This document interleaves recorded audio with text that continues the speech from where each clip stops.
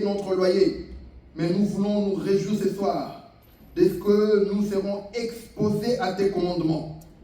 Et nous voulons enfin, Seigneur, te recommander l'instrument que tu t'es choisi. Il est dit que c'est lui qui parle. Nous à ton onction au nom de Jésus. Ensemble avec tous les saints ici présents, nous disons Amen. Amen.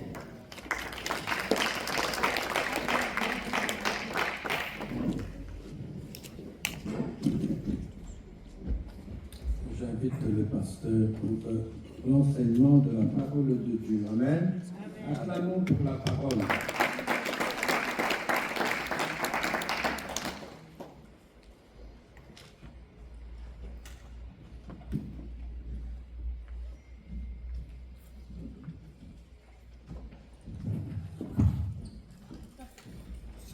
Shalom, shalom, shalom, peuple de Dieu, bonsoir. Il y a quelques personnes qui ont dit bonsoir. Bonsoir à toutes et à tous. Merci Seigneur. On vient de nous donner une histoire, une illustration d'un atelier rempli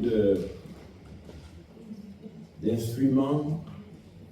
Et alors on s'identifie à ces instruments-là. Il y a des marteaux, il y a des clous, il y a un peu beaucoup, il y a des scies. Alors, chacun de nous s'identifie et voit. Et heureusement, Christ Jésus est mort pour tout l'atelier. Amen. Qu'on soit si, et on doit changer. On doit être alors entre les mains du Seigneur pour changer. Gloire soit rendue à Dieu. Voilà, on va continuer à réfléchir sur la nom de la parole de dimanche passé sur Pâques. Et je pense que ça nous a bénis et ça doit continuer à nous bénir.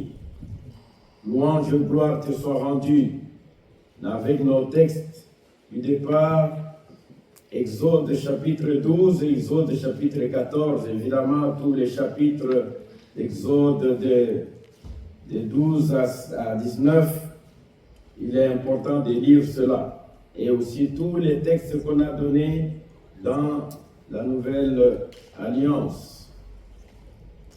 Alors, il est important, je reviens un peu à ça, sur la puissance de la traversée. Nous sommes mercredi aujourd'hui, parfois chaque mercredi, en fait, pas tous les mercredis, la parole c'est à donner à tout le monde. Nous sommes des chrétiens, nous pouvons parler de la part du Seigneur. Est-ce que quelqu'un peut nous rappeler les étapes qui ont fait que Moïse a suivi les enfants d'Israël, surtout Moïse, les leaders, pour amener la délivrance, vraiment la délivrance sur Israël qui était esclave en Égypte. Quels sont les points importants qu'il fallait accomplir pour qu'il y ait cette délivrance-là? Qui voit? Personne? Obéissance, sacrifice. Qui voit? Alors, le micro, Anthony. Je pense qu'il y a un micro là-bas, ou il y en a là, ici, pour que les gens parlent au micro et qu'on entende. Nous avons dit qu'il fallait deux choses importantes qui soient accomplies pour que la délivrance d'Israël ait lieu. L'obéissance. L'obéissance. Gloire à Dieu, l'obéissance. Ok, qui encore? On va aller l'obéissance dans, un peu profondément, l'obéissance dans quoi? Le sacrifice. Premièrement, le sacrifice. Sans sacrifice accompli, il n'y aurait pas de délivrance. Le sacrifice. Nous avons vu dans Exode, le Seigneur, Dieu l'Éternel, dit à Moïse que chaque famille prenne un agneau, que Dieu lui-même a donné les conditions, pas n'importe quel agneau. Agneau, quelles sont les conditions de cet agneau-là? C'est... Pardon? L'agneau doit être un mâle, oui, et puis sans tache, un an, âgé d'un an, jeune. Voilà. Et Dieu a donné comment préparer cette action-là. Pas n'importe comment.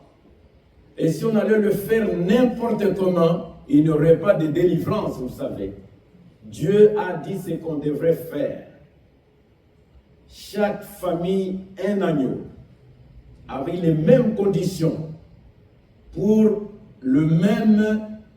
la même assemblée d'Israël. Pas 1000 conditions, les mêmes conditions de Dieu.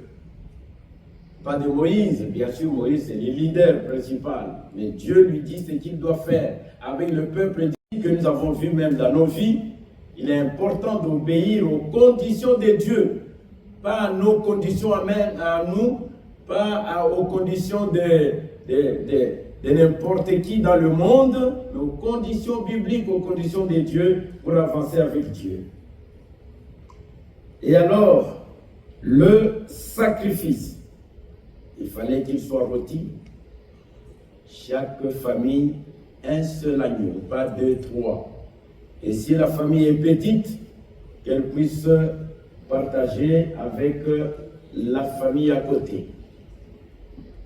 Et c'est très important. À votre avis, pourquoi l'agneau?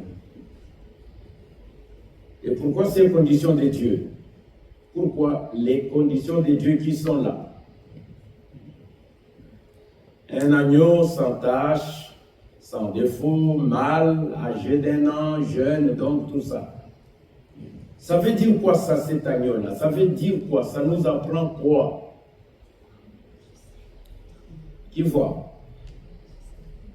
Maintenant que nous ne sommes pas comme eux, Moïse avec les enfants d'Israël qui apprennent ça, nous sommes des Genèse Apocalypse. On peut découvrir pourquoi Dieu a dit ça. Oui? Abraham, c'est un agneau qui l'a sacrifié.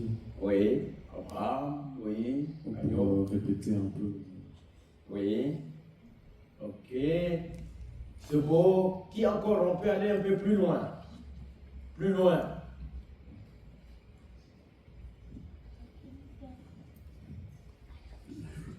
L'agneau est une préfiguration de Jésus.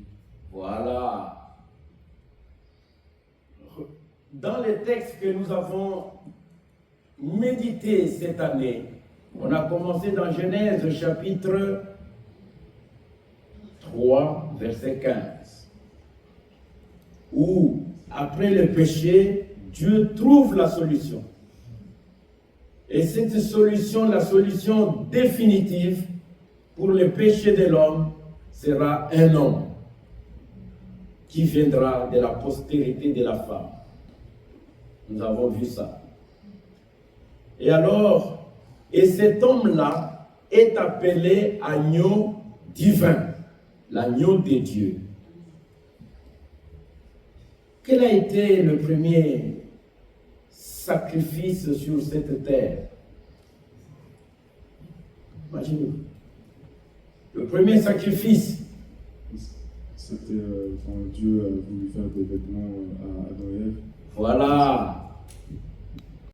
Voilà. Après le péché, ouais, ça manifeste toujours l'amour de Dieu. L'homme pêche, mais Dieu veut parler avec l'homme, mais il ne peut pas parler avec l'homme dans l'état de péché. Et pour faire un peu, pour qu'il puisse parler encore, continuer à parler avec l'homme, Dieu va faire des vêtements contraires aux vêtements de l'homme. L'homme a fait aussi des vêtements, non? Les vêtements de l'homme étaient des feuilles. Mais Dieu va faire autre vêtement. Le sacrifice va commencer là. On voit déjà le plan de Dieu pour le salut de l'humanité passera par le sacrifice. Pas n'importe quel sacrifice. Le sacrifice qui satisfait les conditions de Dieu lui-même. C'est pour cela que Dieu a pris le sang. Le vêtement pour ouvrir Adam et Ève. Ça préfigurait déjà. Et alors, chapitre 3, là, comme je viens de le dire, au verset 15, nous voyons que Dieu a trouvé déjà la solution, mais il fallait que cette solution s'accomplisse. Et pas en un seul jour, mais ça prend du temps. Dieu a dit qu'il faut que le monde soit peuplé, cette terre soit peuplée. Il ne fallait pas qu'il s'arrête déjà seulement à 2 personnes ou 3, non. Au monde entier. Mais il a dit que viendra un moment, la postérité de la femme, parce que Dieu dit, je mettrai inimitié entre toi et la femme. Parce que, comme la Bible dit, l'apôtre Paul l'explique bien, le péché étant entré dans le monde par la femme, le salut aussi vient, entre dans le monde par la femme. Il dit, toi, je mettrai une inimitié entre toi et la femme, entre ta postérité et sa postérité. Celle-ci t'écrasera la tête et tu lui blesseras les talons. Ça s'est accompli, oui ou non? Où? La croix de Golgotha. Merci. Et alors, donc il y a la première condition pour que Israël vraiment soit délivré, qui vivait dans l'esclavage, là-bas, le sacrifice, avec les conditions de Dieu. Deuxième condition, pour que Israël soit délivré totalement de l'Égypte, deuxième condition, c'est avec le micro. Regarde l'assemblée. Bishop. La traversée. La traversée. Très important. Qui peut expliquer un peu pourquoi cette traversée-là est importante? Pourquoi? Moi j'ai prêché dimanche, je ne vais pas continuer à prêcher, nous sommes mercredi, c'est le partage.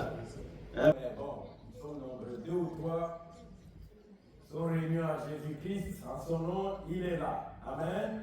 On se console un peu là. On prie que beaucoup de gens viennent chaque mercredi. Gloire à Dieu. Alors, pourquoi cette traversée est-elle importante?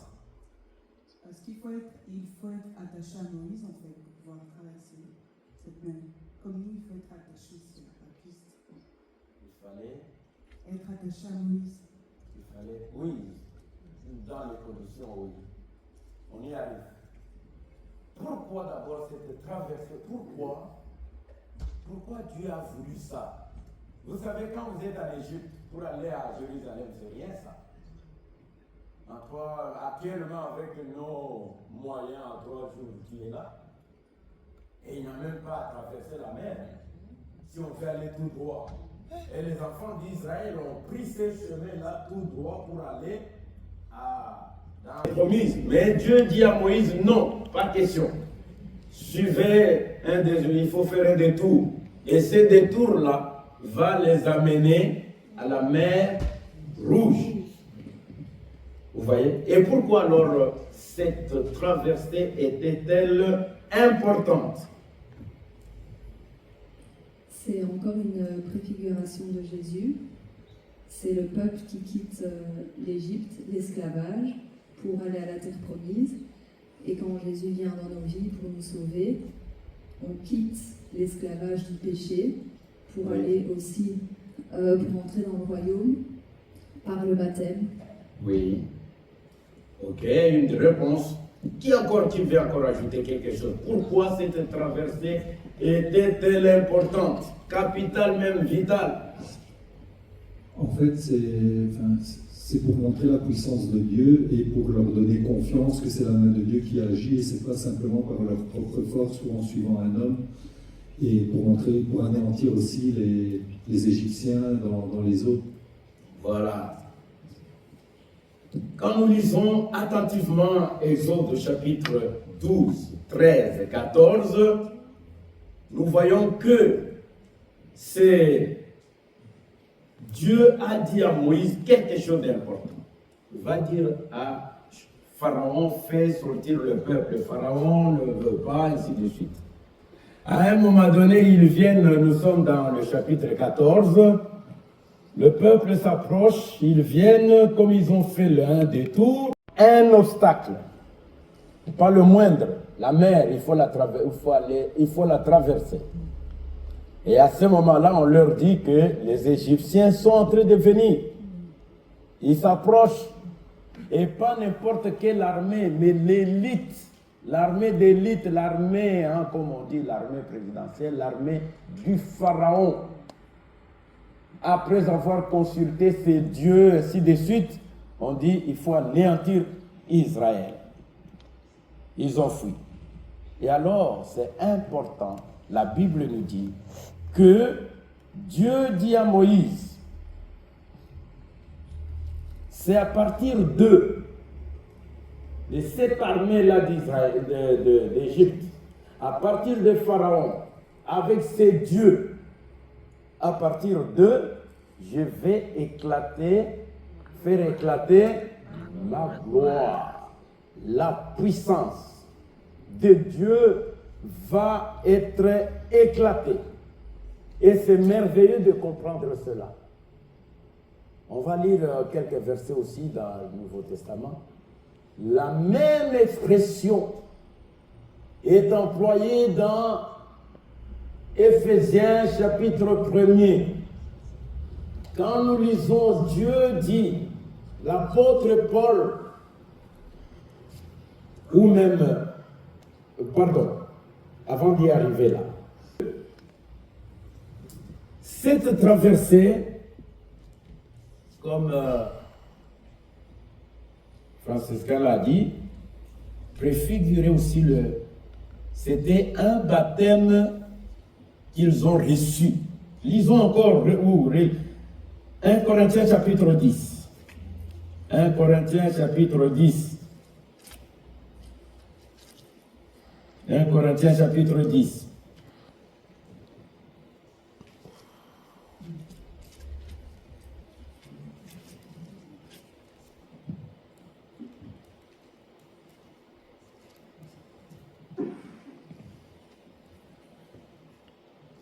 Alors, il dit, à partir du verset 1, frères, je ne veux pas que vous ignoriez que nos pères ont tous été sous la nuée, qu'ils ont tous passé au travers de la mer, qu'ils ont tous été dans la nuée et dans la mer, qu'ils ont tous mangé le même aliment spirituel, et qu'ils ont tous bu le même breuvage spirituel, car ils buvaient à un rocher spirituel qui le suivait.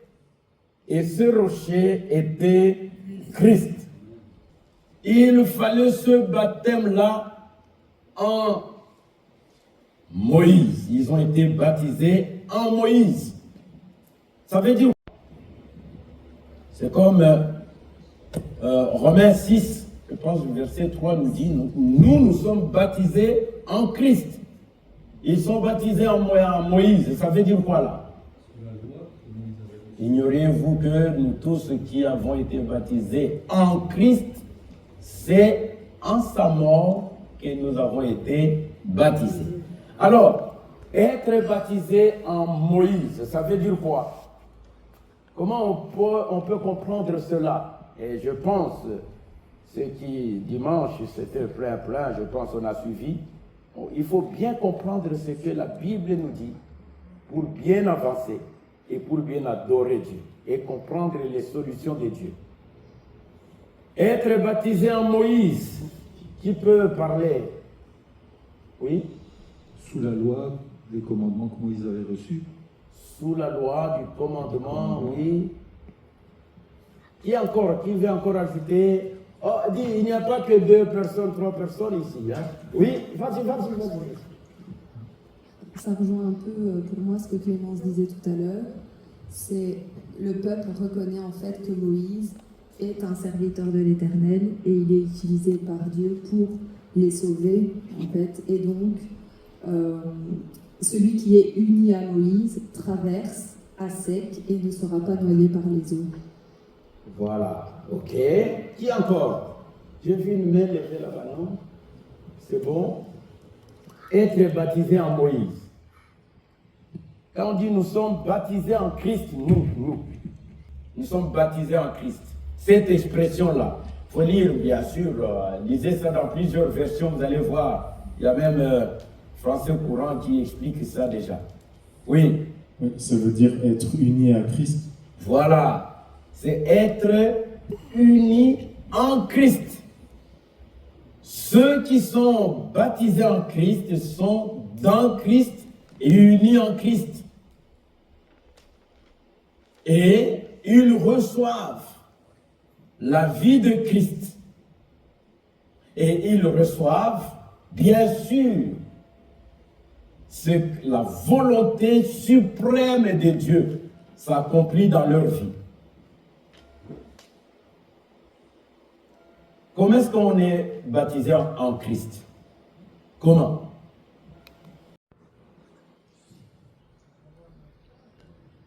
Oui? Il faut être né de nouveau, reconnaître Jésus comme son sauveur et Seigneur personnel. Oui. Connaître en Jésus le Sauveur, le Seigneur. D'abord, quand on dit je suis né, je suis en Christ, cette expression veut dire que tu acceptes d'abord Christ comme l'envoyé de Dieu. Il n'y a point d'autre envoyé. D'abord ça. Deuxièmement, tu l'acceptes comme il vient. Il est l'envoyé de Dieu. Pour faire quoi? Sauver. Pour sauver. Et quand maintenant tu es là, tu l'acceptes, l'envoyé de Dieu avec une mission spécifique, et tu entres dans cette mission-là, le salut, donc Dieu t'a sauvé en Christ. Il faut reconnaître d'abord que c'est lui seul l'envoyé de Dieu. Il faut reconnaître ça. Oui, mais Jésus, il n'est pas le seul, ils sont nombreux. Non, mais nous, on voit, Dieu a tant aimé le monde. Qu'est-ce qu'il a fait? Il a envoyé son Fils unique. Heureusement, la Bible est explicite. Sinon, les théologiens actuellement, la théologie libérale qui dit maintenant, qui publie, et beaucoup, on a même quelques églises ici dans notre région, ils disent, il ne faut pas dire Jésus est le chemin, la vérité et la vie. Jésus, c'est un chemin. Pour dire que quand on dit c'est un chemin, il y a d'autres. Et c'est comme ça. On doit faire attention. Nous devons faire attention, c'est pour cela l'apôtre Paul priait pour les églises, qu'elles aient la connaissance de Dieu. Sans connaissance, on peut être embrigadé dans n'importe quelle doctrine. Que Dieu continue son œuvre en nous. Être en Jésus. Alors, maintenant, être baptisé en Moïse. Ça veut dire quoi? Être baptisé en Moïse. Mais c'est la même chose. Comme moi, reprenons ça. C'est d'abord, il y a premièrement reconnaître que Moïse est l'envoyé de Dieu. Deuxièmement, on reconnaît, oui, et puis on accepte ce qu'il dit. Donc il a une mission. Dieu ne peut pas envoyer quelqu'un. Il faut accepter cette mission-là. Si tu n'acceptes pas cette mission, tu n'entres pas dans le plan que Moïse communique. Être baptisé en Moïse, c'est être en communion avec lui. Avec lui. Et ainsi, dès que les deux conditions sont réunies, complètement, le peuple d'Israël, ou les Hébreux à ce moment-là, parce qu'ils ont même perdu l'unité d'un peuple. C'est pour cela, entre autres, il fallait faire beaucoup d'années dans le désert pour qu'ils se réunissent, qu'ils se forment en peuple, qu'ils aient la loi, qu'ils aient donc tous les commandements, tous les préceptes de la vie. Il n'avait pas seulement, comme nous on dit, 10 commandements. Non, ce n'est pas ça qui forme le peuple d'Israël.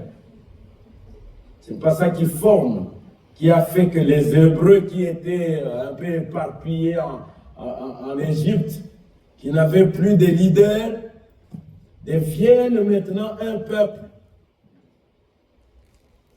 Ils ont eu des lois, la réglementation, tout ça qui les poursuit. Donc, et Moïse, tout passait par Moïse, bien sûr. À côté de lui, c'est qui était avec Moïse? Aaron. Pourquoi? Ce n'est pas mon sujet aujourd'hui, mais pourquoi Aaron? Qui était Aaron? Son frère. Oui, son frère. Oui, et puis? Sa bouche, oui. Oui, qu'est-ce qu'il est? Mais pourquoi Dieu a accompagné son frère par Aaron, son frère? Il a accompagné Moïse par son frère Aaron. C'est bien, Dieu a dit, ne crains pas Moïse. Moïse avait il avait la peur, tout ça. Ce n'est pas toujours facile quand Dieu te dit, voici la mission, c'est à toi, et c'est toi qui dois accomplir cela. Ce n'est pas toujours facile, mais Moïse, pourquoi Aaron? Pourquoi Aaron? Parce que Moïse bégayait. Parce que Moïse bégayait, oui. Il fallait... Oui, tout ça c'est beau, mais pourquoi dans la mission de Dieu?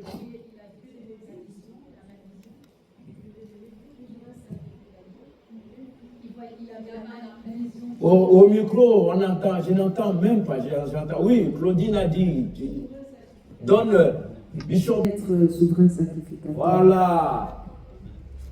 Moïse va s'occuper de tout le leadership. La politique, l'administration, tout. Mais il faut un sacrificateur. Et Dieu dit, bon voilà, le premier souverain sacrificateur, c'est ton frère. Il faut, sans le sacrifice et sans la traversée, tu ne peux pas obtenir la délivrance totale. Et il fallait que cela puisse se réaliser. On continue. Vous allez voir pourquoi les enfants d'Égypte étaient noyés. Pourquoi? Dieu dit à Moïse, c'est vrai, Dieu dit à Moïse, étant ta main, les Israéliens, les Hébreux, disons très bien, se plaignaient déjà, se critiquaient Moïse, et puis ils disaient, non, on veut rentrer en Égypte, mourir là-bas, il y a des sépultures, tout ça. Mais Dieu dit, oui, tout ça, Moïse, ne suis pas le bruit. Ne suis pas le bruit. D'ailleurs, quand on parle de leadership, on dit aux leaders, il ne faut pas trop suivre le bruit. Sinon, tu te perds. Il faut écouter les brebis, le peuple de Dieu, mais il ne faut pas suivre ça, mettre tout. C'est comme ça que chez Dieu, il n'y a pas de vote, d'élection. Moïse, il dit à Moïse, c'est comme s'il disait à Moïse, regarde seulement à moi et sur moi. Étends ta main. Tu as déjà l'autorité, je t'ai donné le bâton qu'il avait. Le bâton de Moïse, étend. Et puis, la mère a réagi, oui ou non? Oui. Oui. Comment elle a réagi, la mère? Séparation, un chemin est là. Et puis, les enfants, il dit aux enfants d'Israël qu'ils fassent, qu'ils aillent de l'autre côté. Voilà.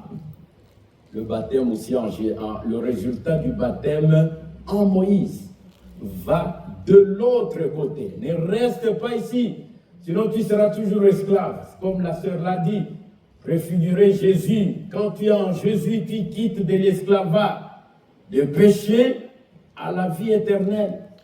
Si tu restes toujours là, il y a un problème. Il y a un problème. Et alors, voilà la traversée. Les enfants d'Israël traversent. Mais pourquoi les enfants d'Égypte n'ont pas traversé? Ils sont entrés, non? Oui. Oui. Le chemin était encore sec. Ils sont entrés pour suivre et pour tuer les enfants d'Israël, ou les attraper pour les ramener à l'Égypte. Est-ce qu'ils ont su le faire? Non. Ils sont tous morts. Et c'est prouvé maintenant, gloire, comme je l'ai dit dimanche, est-ce que quelqu'un a vu un peu comment les archéologues ont trouvé ça? Non? Oh, il va aller chercher. Il y avait ma femme qui a vu. Les archéologues ont trouvé ça, c'était public. Ils ont trouvé, maintenant, ils ont trouvé. Ils ont vu des chars, des roues, des trucs de longtemps, gloire à Dieu. La Bible ne ment pas. C'est non. Ils ont trouvé ça, ils ont vu ça. Et ils continuent des recherches. Ils continuent des recherches. Prions beaucoup pour les archéologues. Ils sont dans une autre ville là où, quand on a ramené non, pas le char, quand on a ramené l'arche, il y a eu des morts, il y a eu tout ça. Ils sont en train de vérifier, de contrôler si réellement l'arche était volée, et l'arche a provoqué des morts, des décès, des désastres, et puis l'arche était... Ils sont là. Avant-hier, on cherchait encore avec mon épouse, on voyait ça, on dit, waouh, gloire à Dieu. La Bible est la vérité. C'est la parole de Dieu. Alors, pourquoi les enfants d'Égypte n'ont pas traversé? D'abord, pourquoi les enfants d'Israël, je reviens, pardon, pour que ça soit clair. Pourquoi les Hébreux ont-ils traversé? Qu'est-ce qui a fait que les Hébreux puissent traverser? Parce que c'était eux qui étaient concernés. Oui, concernés, oui. Tu peux être concerné et tu restes. Hein. On peut venir ici et dire, allez, toute la Colombe. Demain, on se voit à Nivelles. Et il y a des Colombiens, ou comment on dit, qui disent, ah non, on ne parle pas. Oui? C'est des Colombianos. Colombianos, oui. Oui. En fait, Dieu s'est souvenu de l'alliance qu'il avait avec Abraham, c'est pour cela qu'il a sauvé les enfants d'Israël. Oui, mais là, présentement, là, pourquoi ils ont traversé? Ils ne sont pas morts. Oui? Oui, dis ça au micro. Ils ont fait le choix de choisir Moïse, donc c'est un pas de foi. Oui. D'accord. La réponse était déjà donnée, non? Oui. Ils avaient une totale confiance en leur berger qui était Dieu. Oui, parce que, tout simplement, on appelle ça, tout ce que vous avez dit, c'est bon. Parce que les Hébreux, nous venons de lire, étaient baptisés en Moïse. Ils ont accepté toutes les conditions. Mais tous ceux qui ont accepté les conditions de Moïse, d'abord qu'ils l'ont accepté, un, il vient de Dieu, deux, ce qu'il dit est vrai, c'est les conditions de Dieu, il ne dit pas n'importe quoi, Dieu est là et il agit par l'autorité de Dieu, avec symbolisé à ce moment-là par son bâton. Autorité, le pouvoir, il avait tout. L'autorité, le pouvoir. Mais les enfants d'Égypte ne voulaient pas de Moïse. Moïse était leur ennemi. Ils n'étaient pas baptisés en Moïse. Et ils n'étaient pas en communion avec Moïse. Ils n'ont pas accepté que Moïse vienne de Dieu. Depuis quand on lit, depuis qu'il a commencé à parler à leur chef, à Pharaon, il a été rejeté. Ne pouvait traverser pour aller de l'autre côté que celui qui est baptisé en Moïse. Amen. N'ira au ciel. Nous sommes dans le monde, non? Mais nous devons traverser pour aller au ciel. N'ira au ciel que celui qui est en communion, qui est baptisé en Christ Jésus. Toutes les doctrines qui circulent maintenant, comme on était avec un frère et sa femme, on arrive à la gare de Mons, oh ouais, bonjour messieurs, j'ai dit bonjour, est-ce que vous êtes des chrétiens? Moi il dit, mais pourquoi vous posez cette question? Vous êtes qui? Il dit, nous sommes en train de parler de la vie éternelle. J'ai dit, mais oui, gloire à Dieu. J'ai dit, il y a la vie éternelle quelque part? Il dit, oui, il y a la vie éternelle. Moi il dit, alors quelles sont les conditions? Ça m'intéresse pour que j'ai cette vie. Il dit non, première condition, tu dois naître d'une femme. Il dit ok, mais j'ai ma mère. Je suis né d'une femme. Ça, j'ai compris. Deuxièmement, il faut accepter que Dieu est amour. Et oui, merci beaucoup. Et troisièmement, dès que tu acceptes que Dieu est amour, l'amour de Dieu vient à toi et tu iras au ciel. Parce que l'amour de Dieu est universel. On était avec un frère et la sœur, donc son épouse. Alors on lui dit, monsieur, donc, mais pourquoi tu nous parles de ça? Comme le salut est universel, tout le monde, est-ce qu'il y a quelqu'un qui est né sur cette terre sans mère, de façon normale? J'ai dit, vous avez votre mère, chacun de nous ici a sa mère, c'est déjà la bonne condition. Et comme l'amour est universel, Dieu est universel, ça ne sert à rien d'aller prêcher. Alors il nous regardait, il dit, vous êtes des philosophes? Je dis non. Vous êtes des théologiens? Je dis non. Pour aller au ciel, pour être sauvé. Si c'est ça, vous me suivez, non? Ok. Si c'est universel, mais pourquoi alors prêcher? On le dit, messieurs, vous venez de l'église, là qui a brisé l'église, l'universalisme. Oh oui, nous sommes d'église universelle. J'ai dit, je vous demande de changer.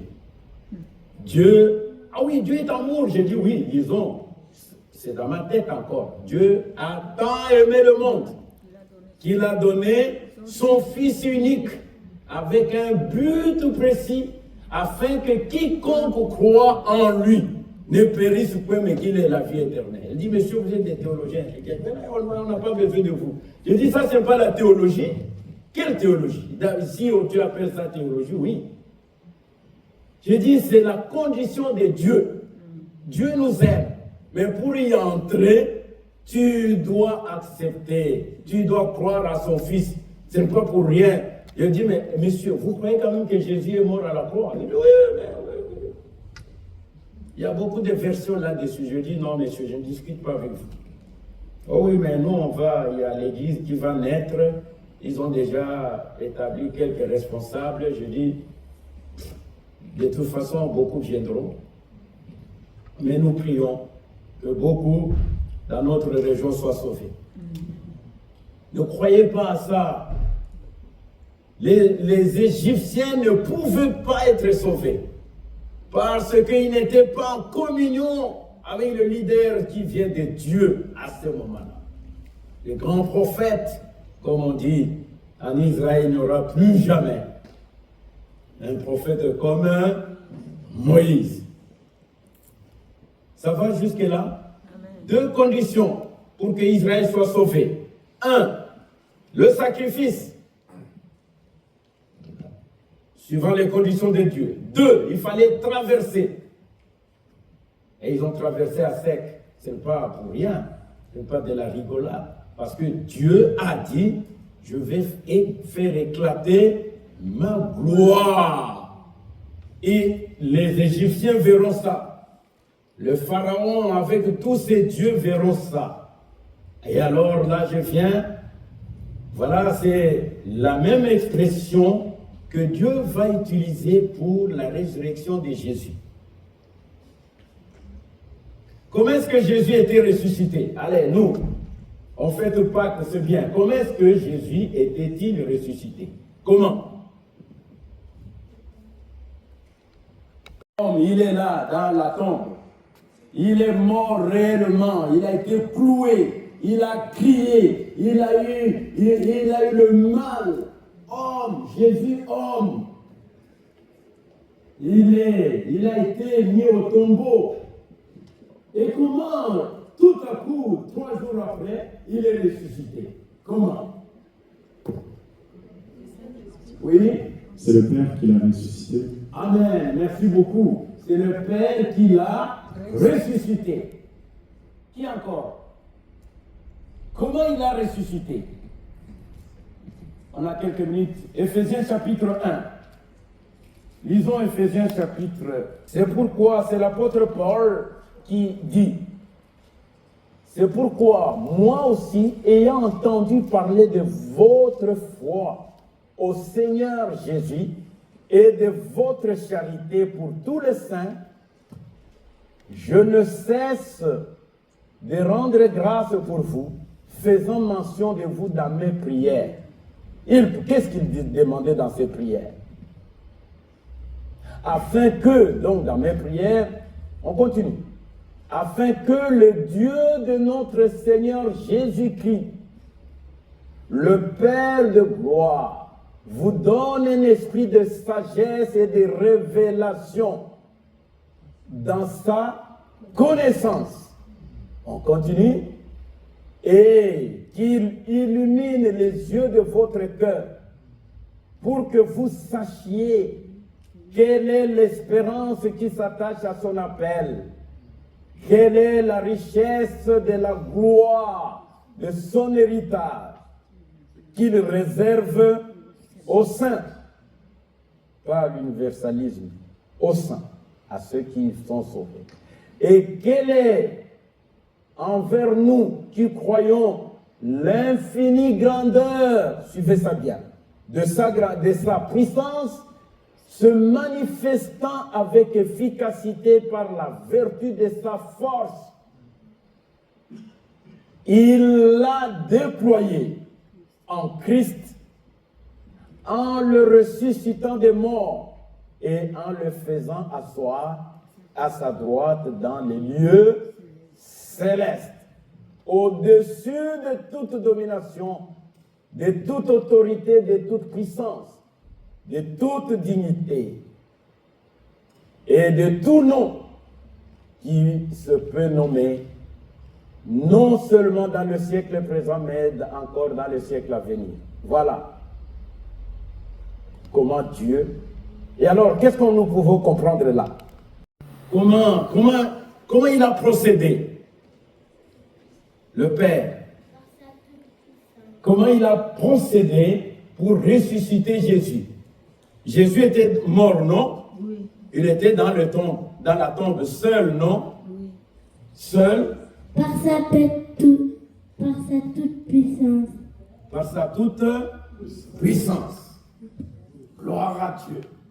Dieu a déployé sa toute puissance, sa force infinie dans la tombe, là où était Jésus. Un jour, on va expliquer un peu cette puissance.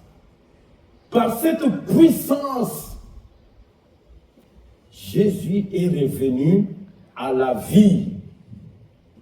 C'est la même expression de la puissance qui est utilisée dans l'Ancien Testament avec Moïse et les enfants d'Israël. Comment est-ce qu'on appelle les enfants d'Israël? C'est vrai, on dit, mais les Hébreux, c'est un peuple ressuscité en un jour par Moïse. Comment ressuscité? Par la puissance et la force de Dieu. Ce n'est pas la puissance de Moïse qui a fait que la mer puisse se séparer à gauche, à droite. C'est la puissance de la résurrection, la puissance de Dieu. Ça a éclaté. C'est ça que Dieu a dit à Moïse. Dis aux enfants d'Israël d'être calmes. Les Hébreux, les Égyptiens, vous ne le verrez plus dans cet état-là. Laissez-les. Ils ont essayé, mais ils sont morts. Ils n'avaient pas droit à la résurrection. La puissance de la résurrection vit. Toi et moi, si nous sommes réellement en Christ, soyons sûrs que nous allons ressusciter un jour. Je pensais que quelqu'un allait dire Amen. Ça c'est sûr et certain. Les enfants d'Israël ont traversé parce que Moïse était là. Ils ont été, nous venons de lire le Nouveau Testament qui l'explique, ils ont été baptisés en Moïse, comme nous sommes baptisés en Jésus-Christ, le seul médiateur entre Dieu et les hommes. Il ne faut pas suivre d'autres doctrines, universelles, tout ça, ainsi de suite. Fais les péchés comme tu veux, tu iras au ciel. C'est du cinéma. Il a dit qu'il réserve à ses saints. La résurrection aura lieu, ça c'est sûr et certain. Comme nous venons de lire dans Éphésiens au 1er chapitre, ayons de l'espérance. Le sang sur les portes. Voilà. Chaque aîné de chaque famille israélite a été sauvé. Voilà. La mort n'est pas entrée là où il y avait la porte badigeonnée de sang. Et cette porte-là aujourd'hui, c'est quoi? Ça symbolise quoi? Nos cœurs. Quand tu as Christ, ce sang-là crie. La Bible nous dit dans le Nouveau Testament, le sang de Christ, de Jésus, crie, parle. Il parle plus que le sang d'Abel. Il y a une version de la Bible qu'on a participé aussi à ça. On a enlevé ça parce qu'ils ont mis le sang de Jésus-Christ à boire. Plus que tous les sangs. On a dit non, le verbe à boire, ça n'allait pas. Alors cette version n'est pas sortie. Sinon ça allait sortir je pense il y a 10 ans. Vous voyez, les mots, actuellement les mots il faut bien les calculer. Alors, dimanche, il y avait un devoir à faire. Qui se souvient de ce devoir-là? Oui? Le devoir qu'on devrait faire dimanche. Oui? Personne? Qui était le premier à entrer? Oui, qui était le premier hébreu entré dans la mer. On l'a trouvé ou non? Oui. Vous avez trouvé? Qui a trouvé? Mais quand on parle aujourd'hui, je n'entends pas moi. Adrien, je l'appelle Adrien. Adrien, qui a trouvé? Mais viens, oui, donne là-bas. Mais, oh là là, là, malheureusement, je ne vois pas. C'est qui est là? Déborah Linda. Mais Déborah, pourquoi tu ne te mets? Tu aimes les ténèbres ou la lumière? Parce que là-bas, on a une panne. Hein? Oui. Tu dis quoi? Je veux dire la réponse? Oui, si tu as trouvé, j'essaie de la réponse. Je dis. C'est Nashon. Je savais que c'est difficile à prononcer. Fils d'Aminadab, beau-frère de Aaron. D'accord. Et Adrien, qu'est-ce que tu as trouvé? La même chose. Oui, mais dis-le au micro. Nashab, pareil, mais c'est le futur chef de la tribu de Juda. Oui. Et beau-frère de Aaron. Beau-frère de Aaron.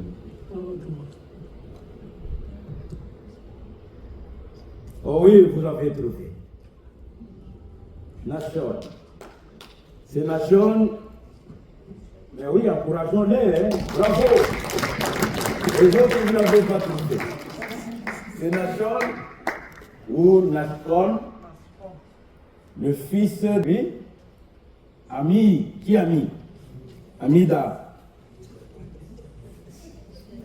Alors, il est bien connu dans la Bible, dans la succession, dans le truc, tout ça. C'est vraiment, quand vous voyez, vous allez même dans Matthieu, Au chapitre 1er, vous allez le voir, dans Luc, la généalogie de Jésus-Christ.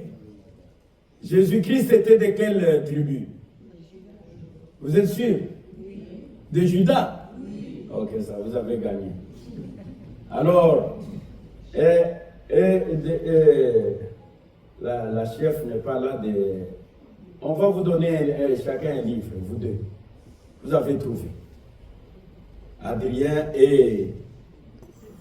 Vous irez chercher des livres. Malheureusement, le livre Une vie, une destinée, même deuxième édition, vient de s'épuiser. Il n'y en a plus.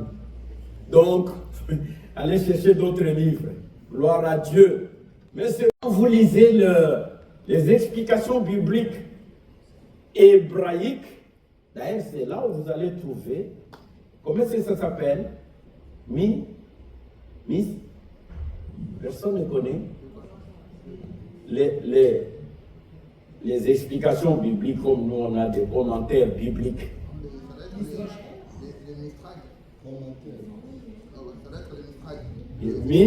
Mistrage, je crois. Ce sont les commentaires à Mistrage. Voilà, les Mistrages. Les Mistrages, c'est là où, c'est comme nous avons, nous, le commentaire biblique. Et là, vous allez trouver, parce que vous allez voir que même dans le Nouveau Testament, et les généalogies, les choses, c'est vraiment coincé comme ça. Ce n'est pas, mais il y a les explications. C'est comme avec notre docteur Louis Ségon, il donne aussi des explications, ce que nous appelons les commentaires bibliques. Il y a des commentaires bibliques hébraïques, et si tu tombes maintenant, c'est aussi traduit en français, et c'est beau. Comme ça, tu vas, Genèse, tel chapitre, ça veut dire ça, et puis tu comprends beaucoup de choses. Parce que c'est leur, comment est-ce qu'on peut dire, leur culture, c'est leur vie. C'est comme nous, le Nouveau Testament. Tu lis, il y a des choses que tu ne comprends pas. Mais si tu as le commentaire biblique, on les vend partout là-bas. Pas partout, mais dans des bonnes librairies, on les vend. Commentaire biblique, gros comme ça tu lis, tu vois par exemple Genèse chapitre 1, et il t'explique que cela ça veut dire. C'est comme ça on comprend aussi la Bible. Tu lis la traversée, que cela signifie, on t'explique. Il y a des commentaires bibliques en français. Il y en a. Donc vous pouvez vous... Et alors, et c'est vrai, c'était un homme important, Nashcom, un des principaux chefs princes de Juda. Comme ça, quand ils se sont mariés, bon, on dit, bon, ça c'est autre chose dans leur Mishnah. Juda avec Lévi, les Lévites, et ils ont formé un groupe. Gloire à Dieu. Soyez bénis, Adrien et Déborah. Vous avez trouvé. Que Dieu nous bénisse. Est-ce qu'il y a encore des questions? Aujourd'hui, il n'y a pas eu beaucoup de questions, on dirait. C'est Sarah qui a la question. Oui, quand on a parlé de la puissance qui a C'est bien, Sarah, la question. Une autre sœur va répondre. Ah, d'accord. Oui, d'accord. Pose la question. Ma question, c'est, tout à l'heure, on a expliqué que c'est la toute-puissance de Dieu qui a ressuscité Jésus-Christ. Et ma question, parce que souvent on entend la toute-puissance, on confond, je ne sais pas si on confond du coup, mais aussi c'est le Saint-Esprit. Et ma question, est-ce que c'est vrai, du coup, la toute-puissance, c'est le Saint-Esprit ou pas? Ici, suivez-moi bien. Quand Jésus, la Bible nous dit que Jésus a abandonné momentanément sa gloire. Il s'est détaché de cela pour venir. Et alors, qui sont restés en Dieu? Quelles sont les personnes qui sont restées en Dieu? Oui? Seulement le Saint-Esprit. Voilà, le Père et le Saint-Esprit sont là pour, comme on dit en termes courants, là pour toute la gestion de l'humanité et de ce sacrifice que Jésus va accomplir. Ils sont là. C'est ainsi que Jésus, quand il a souffert, il a crié, Père, s'il était possible d'éloigner un peu cette croix, c'est souffrant, il a vu comment il va mourir. Devant les Romains et les responsables juifs et tout ça. Il a crié au Père. Vous voyez? Il y a 2 personnes qui sont restées pour la gestion. Mais le Saint-Esprit agissait, hein, mais il n'était pas encore permis de demeurer dans le monde, dans l'humanité. C'est comme en Israël, le Saint-Esprit ne demeurait pas avec tout le monde, tous les Juifs, tous les Hébreux, non. Il était avec les leaders, comme Moïse, comme Aaron, comme les prophètes, et ainsi de suite. Alors maintenant, quand on dit que Dieu a déployé toute sa puissance pour ressusciter Jésus, à votre avis, c'est quoi? C'est Père et Saint-Esprit. Ils sont là, comme j'ai dit, ils étaient pour la gestion de tout. Et comme il y a un film protestant qui allait sortir, mais ce n'est pas encore sorti, qui indique que Jésus part. C'est comme dans une famille. Il y a un enfant qui part. On l'a envoyé, par exemple, aux études, aux États-Unis. Mais la famille, Père, on savait, le Père et le Saint-Esprit savaient que Jésus abandonne la gloire. On ne l'a pas obligé. D'ailleurs, théologiquement, on dit s'il était obligé, il n'aurait pas de salut gratuit. Il n'était pas obligé. Il dit, il s'est dépouillé lui-même en abandonnant sa gloire. Parce que la Bible nous dit, on cherchait Dieu, c'est-à-dire les trois, Père, Fils, Saint-Esprit, cherchait qui peut venir sur la terre pour se sacrifier pour les mauvais, les bandits, les ivrognes, les jointeurs, les débauchés. Donc tout ça, on dit qui? L'apôtre Jean a vu ça, non? Il a pleuré, il dit personne. Personne. Sur la terre, on dit, est-ce qu'on peut choisir un homme comme on a choisi Moïse? Personne. Parce qu'il faut sans tache. Cet homme-là doit être sans tache. À votre avis, ici sur la terre, il y a quelqu'un qui est sans tache? Ah non, soyons sérieux, Francis. Hein? Qui est là? Adrien. Personne? Moi, non. Il ne faut pas compter sur moi. Alors, ils étaient là. Moïse, ça va. Moïse était loin, tout ça. Mais maintenant, il faut l'humanité. Parce que Dieu l'a promis. Genèse chapitre 3, verset 15. Il y aura la guerre entre la postérité de la femme et lui. Alors, ils l'ont envoyé. Ils ont dit oui. L'apôtre Jean dit, mais je ne vois personne, mais elle m'a donné, il dit, les anciens là qui adorent autour de Dieu, il dit, non, ne pleure pas, regarde là. Qui tu vois? Oh, un agneau qui accepte de venir. Me voici. Il s'est dépouillé de la gloire. Jésus était dans la gloire. C'est comme, excusez-moi de dire des termes humains. Un enfant du roi dit, moi je quitte la royauté. Je vais aller vivre à Quem avec tout le monde, sans voiture. Non, je ne veux pas de voiture. Et je ne veux pas de villa. Et je ne veux pas. Non, je veux être là. Vous pensez que c'est facile? Non. Jésus vient dans ces conditions-là. Il est avec des hommes.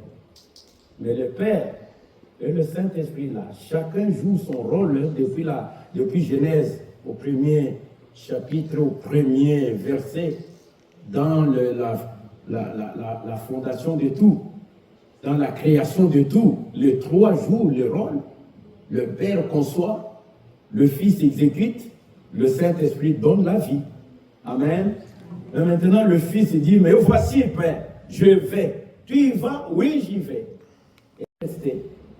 Alors, ils vont examiner son parcours.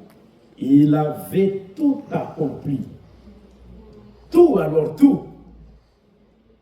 Il souffre et dit non, Père, même si je ne veux pas de cette croix, ce n'est pas ma volonté qui doit être faite, c'est la tienne, ta volonté. C'est le Père qui conçoit. Et voilà, ils ont accepté. Et alors maintenant, on voit qu'il a tout accompli dans les règles de l'art, si on peut dire ça comme ça.